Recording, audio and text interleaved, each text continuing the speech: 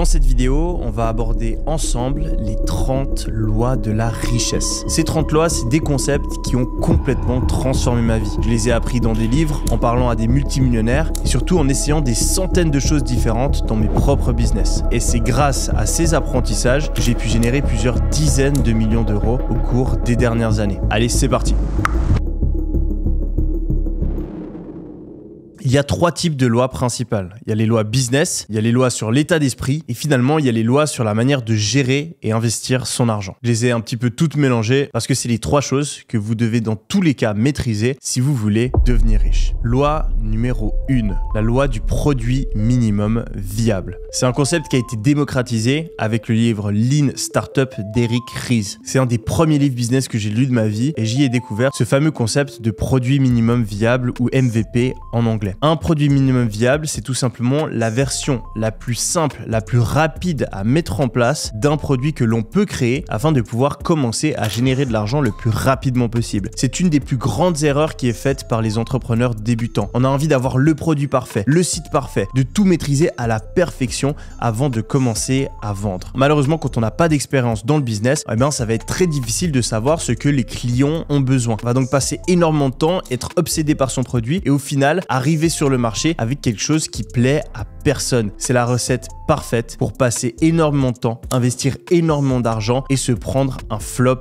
monumental. Et c'est pour ça qu'il faut faire exactement l'inverse. Quand vous lancez votre business, il faut essayer de créer le produit ou l'offre la plus simple possible que vous pouvez vendre. Comme ça, vous allez pouvoir rapidement commencer à la vendre et obtenir les feedbacks, les retours de vos clients. En fonction de ces retours-là, vous allez pouvoir améliorer votre produit jusqu'à ce que vous arriviez à avoir une offre qui correspond parfaitement à ce que veulent vos clients. Et j'ai suivi ce conseil dans absolument tous les business que j'ai lancés. Quand j'ai créé mon agence de marketing digital, je me suis formé rapidement sur la publicité en ligne et ensuite, quand j'ai eu mon premier client, j'ai adapté très rapidement mon service en fonction des demandes de mon client et de ce qui fonctionnait ou ce qui fonctionnait pas. Quand j'ai lancé ma première marque e-commerce, j'ai commencé avec le principe du dropshipping. J'ai trouvé un fournisseur qui envoyait les produits directement aux clients. Comme ça, j'ai pu commencer à vendre, voir si ça fonctionnait ou pas, quelles étaient les choses qu'on pouvait améliorer sur le produit pour ensuite pouvoir faire un produit personnalisé. Quand j'ai créé ma première formation, j'ai fait une première version qui était simple, efficace, je l'ai vendue et ensuite j'ai passé des centaines d'heures à l'améliorer en fonction des retours clients. Donc aujourd'hui, si vous voulez lancer un business, n'oubliez pas cette loi parce qu'elle vous sauvera des centaines d'heures et probablement des milliers d'euros. Loi de la richesse numéro 2. La première personne à convaincre, c'est vous. Si vous pensez que c'est impossible pour vous de réussir dans le business, eh bien, vous avez raison. Tant que vous ne serez pas convaincu que vous allez réussir, ce sera impossible pour vous de faire du progrès. Vous devez donc avoir cette vision et être profondément convaincu qu'au bout d'un moment, ça va fonctionner pour vous. Sinon, vous allez abandonner au premier échec, vous n'allez pas trouver les solutions et vous allez vous concentrer sur les obstacles au lieu de chercher les solutions. Donc, prenez le temps peut-être de mettre pause sur cette vidéo et de vous poser la question. Est-ce qu'au fond de vous, vous êtes convaincu que vous allez réussir au bout d'un moment à devenir riche? Et si c'est pas le cas, pourquoi? Quelles sont les objections? Quels sont vos doutes? Confrontez-les parce que tant qu'ils seront là, vous ne pourrez pas avancer. Et si vous avez de la peine à les surmonter, souvenez-vous qu'absolument tout le monde peut devenir riche. Qu'il n'y a pas besoin d'être ultra chanceux, qu'il n'y a pas besoin d'avoir fait les meilleures études, qu'il n'y a pas besoin d'avoir des parents riches ou des compétences spécifiques. La seule chose qui compte, c'est votre détermination et votre capacité à apprendre. Après avoir aidé plusieurs milliers de personnes à lancer des business à succès, s'il y a bien une chose dont je suis sûr, c'est que tout le monde peut réussir à une seule condition, mais une condition très importante, c'est qu'il s'en donne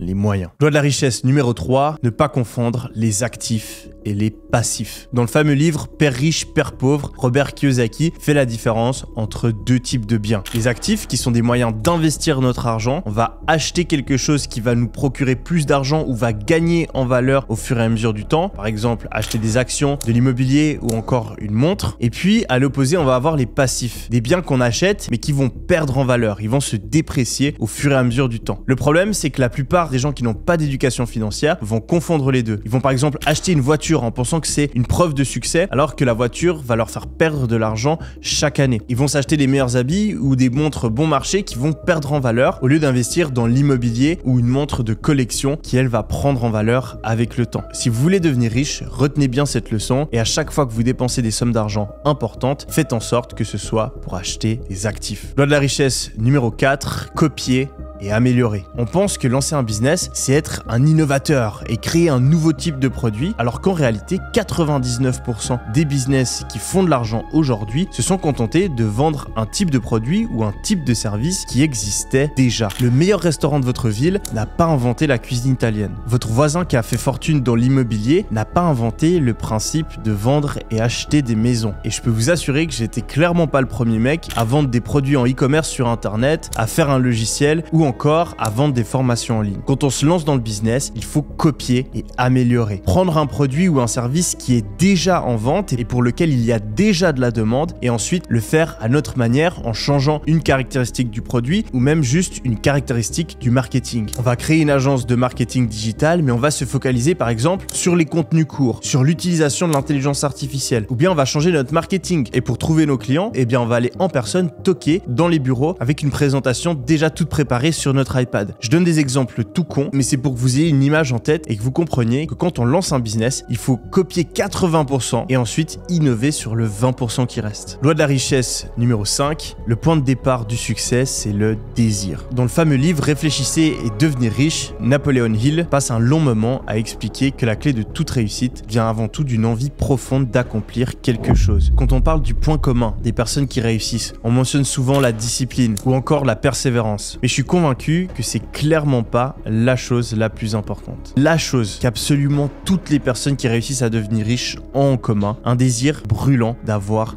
beaucoup d'argent. Et dans une société où de plus en plus on voit ça comme quelque chose de négatif, eh bien c'est un énorme frein, en particulier pour les jeunes. Si aujourd'hui vous avez honte de dire que vous voulez devenir riche, eh bien arrêtez tout de suite parce que ce désir que vous avez au fond de vous, c'est ce qui vous rend spécial et c'est une des choses qui vous permettra de devenir riche. Loi de la richesse numéro 6, paye-toi en premier. C'est un concept de finance personnelle ultra important. Quand on génère nos premiers euros, eh bien, il faut penser d'abord et avant tout à mettre de l'argent dans son compte épargne. Beaucoup de personnes vont faire tout sauf ça. Ils vont payer leurs charges, payer leurs frais, se faire plaisir et à la fin du mois, s'il reste quelque chose, ils vont le mettre sur un compte épargne ou l'investir. Eh bien en fait, il faut faire exactement l'inverse. Vous allez prendre une somme tous les mois et automatiquement la virer sur vos comptes épargne ou bien l'investir à la bourse, dans l'immobilier, les cryptos, etc. Et ensuite, avec ce qui vous reste sur votre compte en banque, vous allez vous démerder pour vivre. Le cerveau humain trouve toujours une manière de dépenser tout ce qu'il y a dans le compte. Si vous avez beaucoup, il va augmenter les dépenses.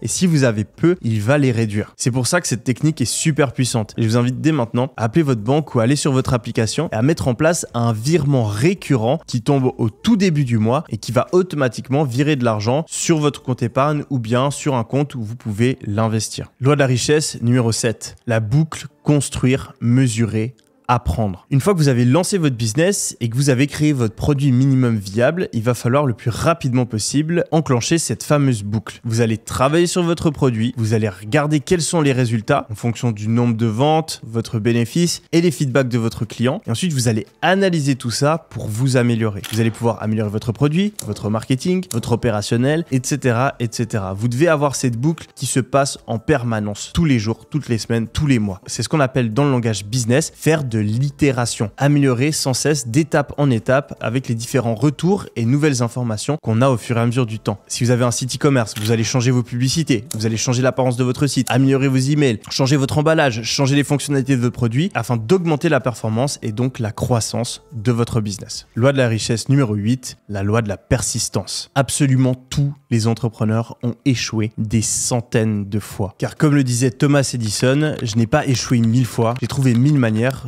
de ne pas faire fonctionner une ampoule. À cause de notre système scolaire où le but c'est de faire le moins d'erreurs possible, on a tendance à voir les erreurs comme des échecs. Alors qu'en réalité, il faudrait juste voir ces erreurs comme des essais qui nous ont permis d'apprendre qu'une certaine manière de faire quelque chose ne fonctionnait pas et qui nous ont donc rapprochés un peu plus de trouver une manière dont fonctionnait quelque chose. Et l'entrepreneuriat, c'est exactement ça. On essaie de trouver la solution miracle qui va nous rendre riches. Mais avant de la trouver, il va falloir essayer plein d'autres solutions qui ne vont pas fonctionner. Ce serait comme penser qu'un coup de pioche dans une mine de diamants, c'est un échec. Certes, on n'a pas trouvé le diamant avec ce coup, mais grâce à ce coup-là, on sait que le diamant n'est pas là et on sait qu'on est un petit peu plus proche de tomber sur un gisement. Loi de la richesse numéro 9, vivre en dessous de ses moyens. Ce qui est important, c'est pas l'argent qu'on gagne, c'est l'argent qu'on garde. Quand on gagne pas beaucoup d'argent, on n'arrive pas à comprendre comment c'est possible pour certaines stars du cinéma ou pour certains athlètes de gagner plusieurs dizaines de millions et de finir ruinés. Alors qu'en réalité, c'est quelque chose qui arrive beaucoup plus vite qu'on ne pourrait le penser. En effet, notre cerveau s'habitue. Plus on gagne, plus on est habitué à gagner et plus on a envie de dépenser. Mais la richesse, c'est justement l'écart entre ce qu'on gagne et nos dépenses. Il va donc être primordial d'arriver à garder cette discipline et chaque mois avoir plus d'argent qui rentre dans le compte en banque qu'il n'en sort. Et ça commence maintenant. Aujourd'hui, peu importe l'argent que vous gagnez, c'est une illusion de penser qu'aujourd'hui, vous n'arrivez pas à finir les fins de mois, vous finissez dans le négatif, vous n'arrivez pas à investir ou économiser et que comme par magie, si vous gagnez 50% de plus, là, vous pourrez mettre de côté. Il y a probablement quelques années, vous gagnez moins et vous étiez dans la même situation. Si aujourd'hui, vous arrivez toujours pas à économiser, c'est parce que votre niveau de dépense s'adapte à votre niveau de revenu. Et ça, c'est une habitude qu'il faut supprimer le plus rapidement possible. Loi de la richesse numéro 10, la loi de l'intégrité. Dans le business et dans la vie, il faut plusieurs années, voire même dizaines d'années afin de créer une bonne réputation. Et il ne faut que quelques minutes afin de la détruire. Dès le début de votre carrière dans le business ou dans le monde professionnel, faites super attention à vous comporter de manière éthique avec les autres. Parce que tôt ou tard, le karma se fera sentir. Les personnes que vous avez lésées vont parler derrière votre dos, plus personne ne voudra faire affaire avec vous, ou pire encore, votre entreprise aura une mauvaise réputation. Traitez vos employés, vos partenaires, vos fournisseurs, vos clients avec respect et éthique, car c'est bien évidemment la chose morale et juste à faire, mais aussi parce que sur le long terme, vous gagnerez plus d'argent. Loi de la richesse numéro 11. Elle nous provient du fameux livre Pensez vite et lentement de Daniel Kahneman qui s'intéresse aux biais psychologiques. Dans ce livre-là, l'auteur va parler de la fameuse aversion à la perte. En effet, les humains ont plus peur de perdre qu'ils n'ont envie de gagner. Si aujourd'hui je vous propose de jouer à pile ou face, si vous gagnez 1000 euros et si vous perdez 1000 euros. Eh bien, les statistiques disent que la plupart d'entre vous refuseraient cette proposition. Et c'est le cas tout simplement parce que vous avez plus peur de perdre les 1000 euros que vous n'avez envie de les gagner. Et bien de la même manière, quand on lance un business, quand on lance un nouveau projet ou qu'on est devant un choix risqué pour sa carrière professionnelle, eh bien on a tendance à avoir plus peur de perdre qu'envie de gagner. On va donc pas oser se lancer par peur de l'échec. Et ça, c'est une des raisons principales pour laquelle la plupart des gens restent pauvres toute leur vie. On ne peut pas devenir riche sans prendre de risques. Vous avez beau travailler dur, si vous avez un emploi stable et classique dans lequel vous n'avez pas besoin de sortir de votre zone de confort, eh bien vous serez mal payé toute votre vie. A contrario, si vous osez prendre des risques, lancer votre propre projet ou aller dans une nouvelle industrie, eh bien vous pouvez gagner beaucoup plus d'argent, beaucoup plus rapidement et en travaillant moins longtemps. Loi de la richesse numéro 12, se créer un fonds d'urgence. Le plus rapidement possible, il va falloir mettre de l'argent de côté. Les livres de finances personnelles recommandent d'avoir entre 3 à 9 mois de salaire de côté. Et ça, tout simplement parce qu'on ne sait jamais ce que la vie nous réserve. On peut avoir un accident, perdre notre emploi, avoir quelqu'un de notre famille qui décède ou avoir des frais inattendus tels qu'une réparation sur notre voiture, notre maison, etc.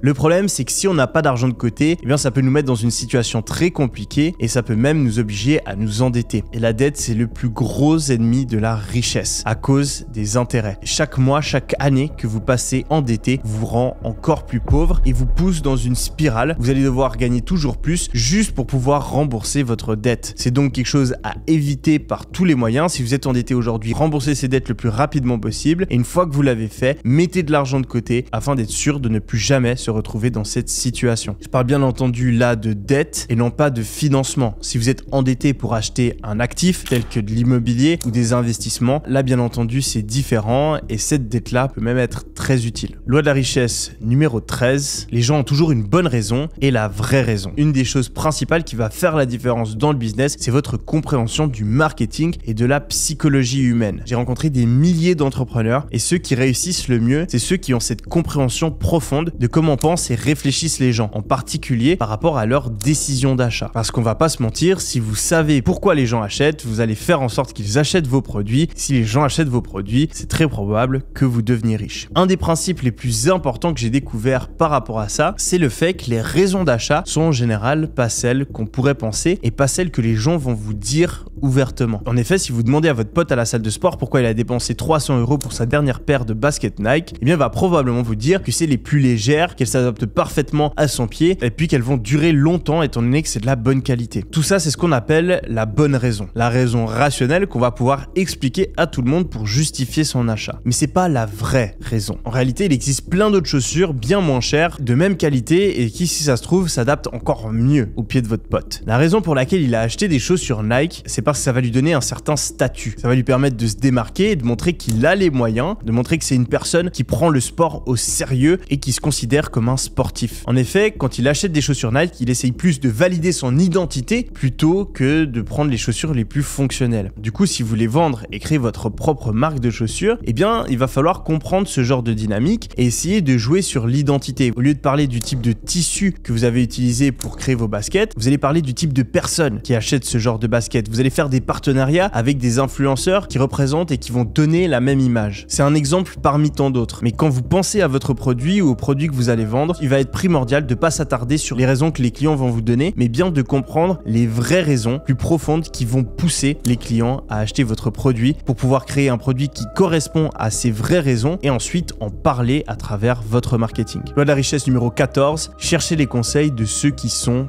compétents. Je m'en suis rendu compte très tôt dans mon parcours et heureusement. C'est super important d'écouter uniquement les conseils des bonnes personnes. Je me souviens quand j'ai lancé mes premiers business, j'avais mes potes, mes parents et mes profs qui me disaient que c'était une mauvaise idée. Ils me disaient que le business en ligne ça marchait pas et que je devrais rester concentré sur mes études. En parallèle, j'avais interviewé plusieurs entrepreneurs dans le cadre d'un exposé que je devais faire pour le lycée. Et ces entrepreneurs me disaient exactement l'inverse. Ils me disaient que le meilleur moment pour me lancer, c'est quand j'étais jeune. J'avais aussi été regarder des vidéos sur YouTube d'entrepreneurs et ils me disaient que le business en ligne, c'était une opportunité incroyable. Et au bout d'un moment, à force d'y réfléchir, je me suis dit, Yumi, est-ce que tu vas écouter tes parents, tes potes ou tes profs qui ont le point commun de n'avoir jamais lancé de business à succès dans leur vie, ou est-ce que tu vas écouter les entrepreneurs que tu as interviewés et les entrepreneurs qui font des vidéos sur YouTube qui ont comme point commun d'avoir lancé un business à succès dans leur vie? La réponse était logique et c'est pour ça que j'ai lancé mes premiers business. Malheureusement, la plupart des gens n'ont jamais ce raisonnement. Et c'est donc pour ça qu'il faut absolument que vous trouviez des personnes qui sont riches, des personnes qui ont réussi là où vous voulez réussir, que vous obteniez leurs conseils et surtout que vous les écoutiez. Loi de la richesse numéro 15, les investissements doivent rester simples. Quand on débute dans le monde de l'investissement, tout peut paraître super compliqué. On va essayer de vous vendre plein de solutions, plein de manières différentes d'investir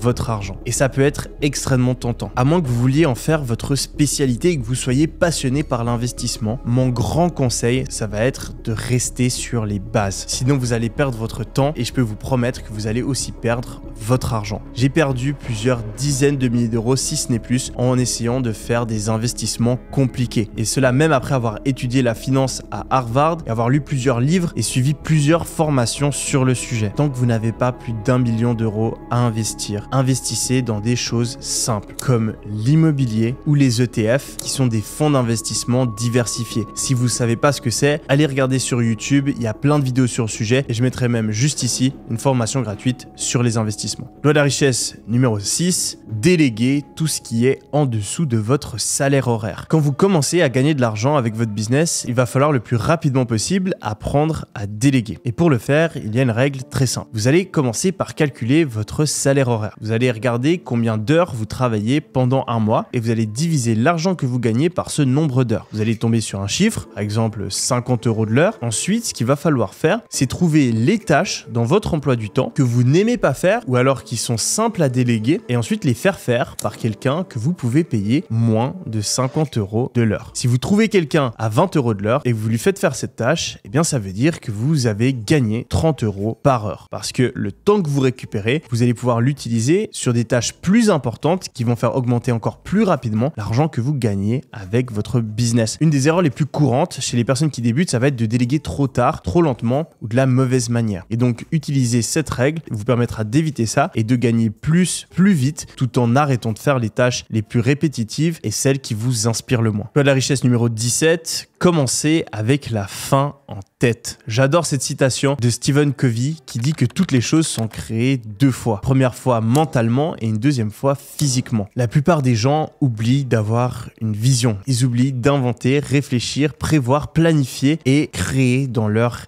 esprit. Quand je lançais mes business, j'étais super occupé, mais je me souviens très bien que tous les jours, quand je prenais le métro pendant 15 minutes, j'avais juste un petit peu de musique dans mes écouteurs et en fait, je passais tout le trajet à réfléchir à mes business. Qu'est-ce que je peux mettre en place? À quoi mon business va ressembler dans un an? Quelles sont les prochaines opportunités? Sur quoi est-ce que je vais travailler ce soir? Prenez le temps de vous projeter, de visualiser, de planifier et ensuite de mettre en place ce sur quoi vous avez réfléchi parce que c'est ça qui fera la différence. Loi de la richesse numéro 18, l'hypothèse des marchés efficients. C'est un des trucs que j'ai appris en finance à Harvard et que j'utilise toujours dans ma vie aujourd'hui. L'hypothèse des marchés efficients, c'est une théorie de finance très connue qui dit que si tout le monde investit rationnellement, au final, la meilleure manière d'investir, ça va être d'investir sur le marché. C'est une théorie qui est un petit peu compliquée, je n'ai pas le temps de l'expliquer en détail aujourd'hui, mais vous pouvez tout simplement en retenir la conclusion. À moins d'être un professionnel du trading, la meilleure manière d'investir pour vous, ça va être de posséder le marché et donc d'avoir toutes les actions ou en tout cas un grand nombre des actions disponibles aujourd'hui dans le monde entier ou au minimum dans le marché américain. C'est pour ça que je recommande d'investir sur des ETF tels que le S&P 500 par exemple qui contient les 500 plus grandes entreprises américaines et de ne pas plus se prendre la tête. Encore une fois, il y aura la fameuse formation sur l'investissement si vous voulez approfondir le sujet. Loi de la richesse numéro 19, connaître les 6 principes de persuasion. Dans un des plus gros best-seller en marketing, le livre Influence, Robert Cialdini va parler de 6 principes qui peuvent vous permettre de persuader n'importe qui. Ces principes-là, ils sont vraiment super puissants dans le marketing, dans la vente, et c'est ça qui va vous permettre de convaincre quelqu'un d'acheter votre produit. Parmi ces principes, on trouve la réciprocité, le fait que quand on donne quelque chose, les personnes ont envie de donner en retour. Vous allez voir ce principe appliqué par exemple quand on vous permet de goûter certains produits dans un supermarché. Je l'ai même mis en place dans certains de mes business. Par exemple, pour mon logiciel Minea, on permet une période d'essai gratuite. Sur mon business de formation, on fait des formations gratuites, je fais des vidéos gratuitement, on fait aussi des conférences gratuitement. Et en retour, les personnes qui apprécient vont avoir plus envie d'acheter nos produits. Deuxième principe, c'est celui d'engagement et cohérence. En effet, la plupart des gens, quand ils commencent à dire oui, quand ils commencent à s'engager dans une direction, ils vont avoir tendance à continuer. Troisièmement, on a le principe de preuve sociale. Quand on voit qu'un produit ou un service est utilisé par beaucoup de personnes, eh bien inconsciemment, on se dit que ça doit être un bon produit. C'est pour ça, par exemple, qu'on aura toujours tendance à aller dans un restaurant qui est plus ou moins plein et que ça va être beaucoup plus rare qu'on ait se diriger vers un restaurant qui est vide. On a le principe d'autorité. On va avoir tendance à écouter ou à acheter plus facilement des produits qui sont mis en avant par des figures d'autorité telles que des médecins, des professeurs, des scientifiques, etc. On va avoir le principe de la sympathie. On va en effet plutôt écouter et acheter plus facilement des produits qui ont été créés par des personnes qu'on aime. C'est pour ça que plusieurs sportifs ou acteurs ont créé leur marque de whisky, de tequila. Et finalement, on a le principe de rareté. On va plus avoir envie d'acheter un produit qui est disponible en faible quantité ou pendant une période de temps limitée. Tous ces principes de persuasion, c'est quelque chose que vous devez absolument utiliser dans votre business pour vendre vos produits, surtout si vous avez la peine à obtenir vos premières ventes. Ce qui est super important, c'est bien sûr de les utiliser sans mentir. Quand on parle de persuasion, souvent certaines personnes vont penser que c'est négatif, c'est de la manipulation, etc. Alors que pas du tout. C'est juste la manière dont notre cerveau prend des décisions. On peut bien sûr l'utiliser à mauvais escient, mais si on a un bon produit et qu'on ne ment pas, eh bien ça va juste être une manière tout à fait légitime d'augmenter les ventes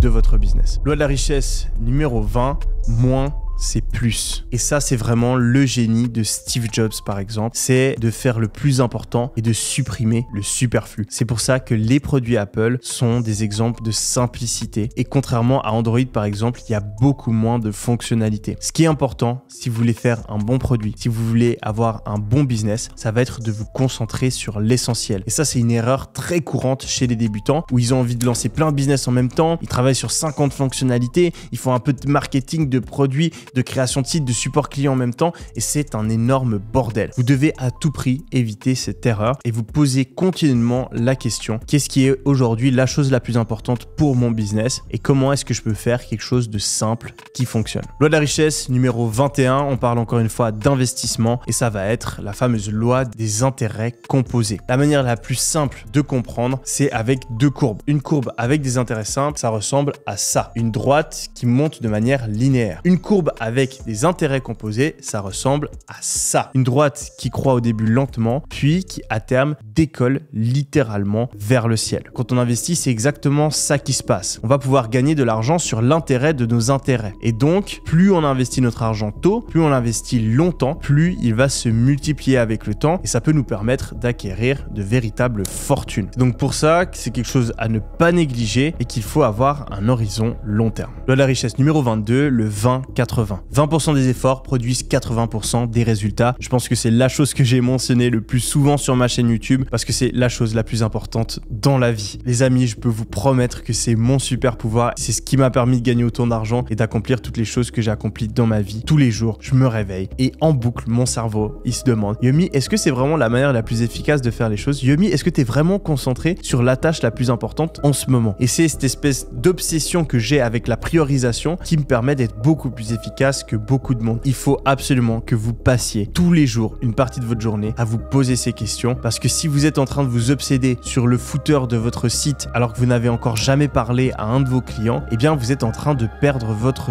temps. Si vous êtes en train de lire votre 20e livre alors que vous n'avez jamais lancé de business, vous êtes en train de perdre votre temps. Faites les choses dans le bon ordre et surtout, concentrez-vous sur l'essentiel. Loi de la richesse numéro 23, changez son identité. La plupart des gens essayent de changer le résultat. On est pauvre, on veut devenir riche. On est maigre, on veut devenir musclé. On a 9 de moyenne, on veut avoir 18. Mais le problème, c'est que changer le résultat, c'est très compliqué. Comme j'aime bien le dire, souvent les gens essayent de voler alors qu'ils sont des poulets. Si vous avez des habitudes de merde, si vous avez une personnalité de merde, si vous avez aucune connaissance, ça va être impossible d'atteindre vos objectifs. Ce qu'il faut pour apprendre à voler, c'est devenir un aigle. C'est changer qui vous êtes. Changer quels sont vos objectifs, changer quels sont vos goûts et surtout changer quelles sont vos habitudes. Il faut que dans votre tête, vous deveniez une nouvelle personne. Une personne qui n'a pas les mêmes limitations et une personne qui arrive à se comporter différemment. Personnellement, c'est ce que j'ai fait. Je suis devenu Yomi 2.0. Yomi qui se lève le matin, Yomi qui travaille sur son business, Yomi qui ose lancer un business parce que j'avais extrêmement peur au début. Je me suis matrixé, je me suis dit que j'étais une nouvelle personne et ça peut paraître con, mais ça a extrêmement bien fonctionné et c'est pas pour rien que ce concept-là, ce concept de changer d'identité, changer de personnalité, eh bien c'est un des trucs qui est mis en avant dans le plus de livres de développement personnel. Loi de la richesse numéro 24, économiser 80% du surplus. Cette règle, c'est moi qui l'ai inventée et je vous recommande fortement de l'utiliser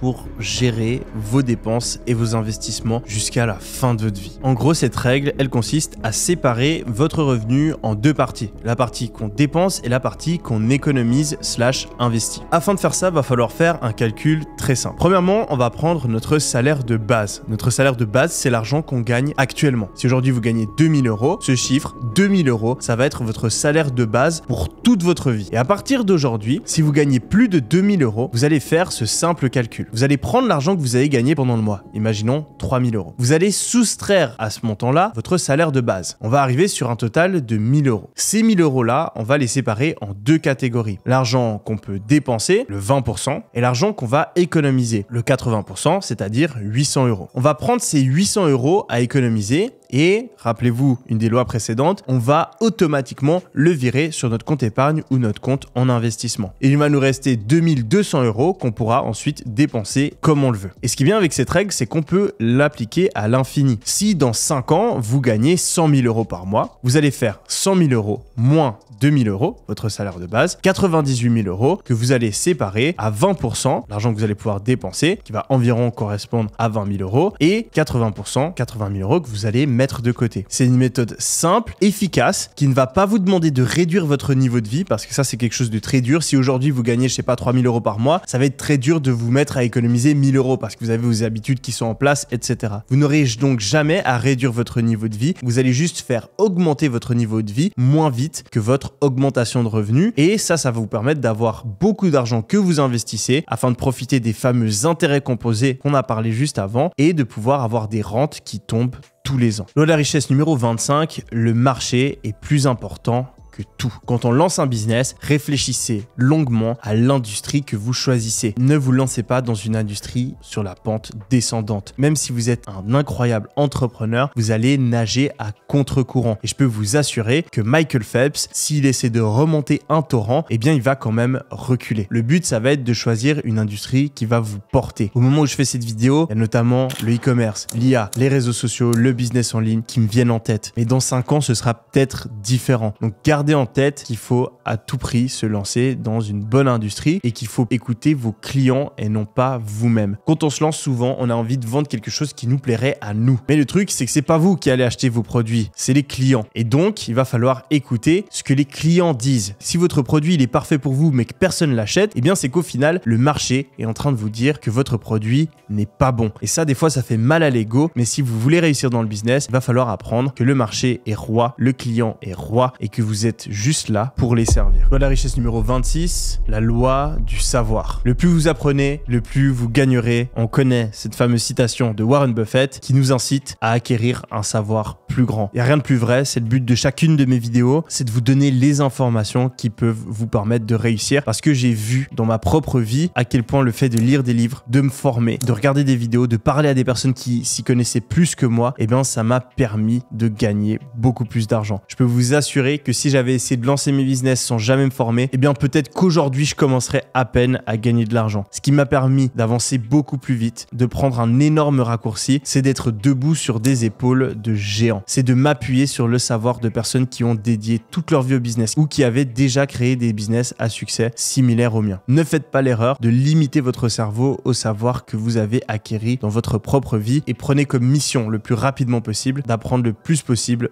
d'autres personnes. Loi de la richesse numéro 27, la loi de la diversification. Quand on investit, ça va être super important de ne pas mettre tous ses œufs dans le même panier parce que c'est tout simplement extrêmement risqué. Il va falloir investir dans plein de domaines différents. Encore une fois, on revient au conseil d'acheter des ETF qui sont des fonds d'investissement par définition diversifiés qui vont du coup répartir votre argent dans plusieurs entreprises. Et si vous faites de l'immobilier, essayez de faire la même chose. Évitez d'acheter de l'immobilier exactement au même endroit. Essayez d'avoir de l'immobilier dans des endroits différents, idéalement dans même plusieurs pays différents. Un immeuble à la campagne, un autre dans une ville. Essayez aussi peut-être d'avoir votre argent investi dans plusieurs catégories d'actifs différents. On peut avoir un peu d'argent à la bourse, un peu dans l'immobilier, un peu dans les matières premières, un peu dans les cryptos, etc. Ce qu'il faut retenir, c'est qu'en diversifiant, en ayant des types d'investissements différents, on va diminuer la probabilité qu'on perde tout. Mais on ne va pas pour autant diminuer notre rendement. En moyenne, si vous investissez, je sais pas, un tiers dans la crypto, un tiers dans la bourse et un tiers dans l'immobilier, eh bien vous allez gagner autant en moyenne que si vous investissez tout dans la bourse. Évidemment, c'est pas exactement la même chose, mais c'est plus ou moins le cas. Et c'est là qu'on se rend compte qu'on peut donc avoir le même rendement, mais moins de risques en diversifiant. Et c'est donc quelque chose de très intéressant d'un point de vue financier. Loi de la richesse numéro 28, maîtriser les compétences à haut revenu. Si vous voulez devenir riche, vous allez devoir avoir des compétences qui permettent de gagner beaucoup d'argent, des compétences qui sont valorisées actuellement par le marché. C'est pour ça qu'apprendre, avoir plus d'informations, ça ne suffit pas. Il va falloir mettre la main à la pâte et faire afin de développer des compétences qui vont vous permettre de vous différencier du commun des mortels. Si aujourd'hui vous savez maîtriser l'intelligence artificielle mieux que les autres, eh bien votre potentiel de revenus est plus élevé. Si aujourd'hui vous savez maîtriser le marketing digital mieux que les autres, votre potentiel de revenus est plus élevé. Si aujourd'hui vous savez comment manager, vous avez des compétences en tant que project manager par exemple, votre potentiel de revenus est plus haut que les autres. Je vous recommande donc de passer une partie non négligeable de votre temps à mettre en application les informations que vous recevez par rapport à une compétence spécifique. Loi de la richesse numéro 29, maîtrisez votre temps. L'argent part et revient, le temps ne fait que partir. Vous devez voir votre temps comme une ressource inestimable. Arrêtez de le gaspiller, arrêtez de le donner à tout le monde parce que votre temps, s'il est bien utilisé, il peut se transformer en argent, il peut se transformer en expérience. Bref, à terme, votre temps, il peut se transformer